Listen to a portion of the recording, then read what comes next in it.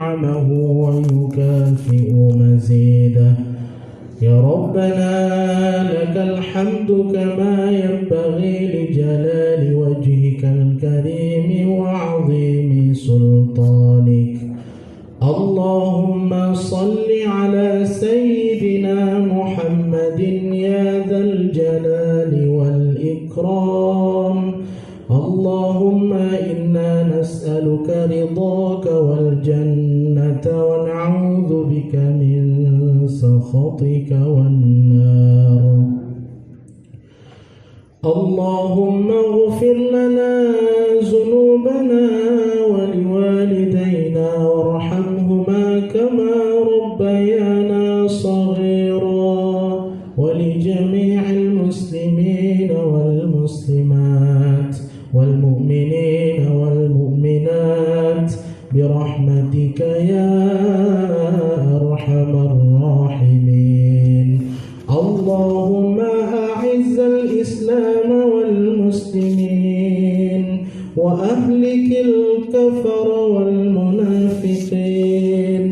اللهم انصر إخواننا المسلمين في فلسطين. اللهم انصر إخواننا المسلمين في فلسطين.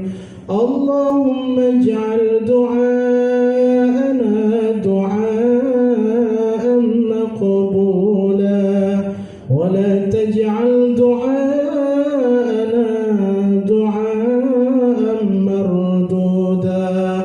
اللهم اهدنا الصراط المستقيم.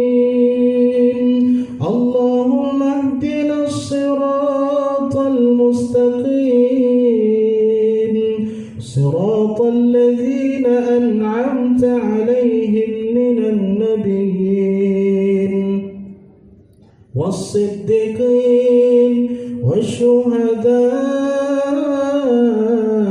والصالحين. ربنا ولا تحملنا ما لا طاقة لنا به واعف عنا واغفر لنا وارحمنا. أنت مولانا فانصرنا على القوم الكافرين. ربنا آتنا في الدنيا حسنة وفي الآخرة حسنة وقنا عذاب النار. وقنا عذاب النار. وقنا عذاب النار. وأدخلنا الجنة مع الأبرار.